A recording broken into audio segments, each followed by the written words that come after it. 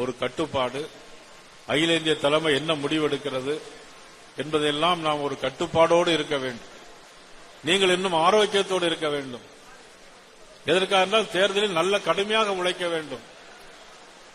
அதற்காக இன்னும் ஒரு கட்டுப்பாடோடு இருக்க வேண்டும். மக்கள்லாம் இப்போ பேஸ்புக், ட்விட்டர் எல்லாமே இருக்கு. பேஸ்புக்ல பாத்தீங்கன்னா ஒரு மீன்ஸ் போட்டா இன்னொரு மீன்ஸ் வந்துகிட்டே இருக்கு. சட்டமன்றத்தில் முதலமைச்சர் ஒன்னு பேசினார் அப்படின்னாக்கி அதை பத்தி இன்னும் ஒரு மீன்ஸ் போட்டுக்கிட்டு இருக்கிறாங்க. அது என்ன மீன்ஸ் உங்களுக்கு எல்லாம் தெரியும்.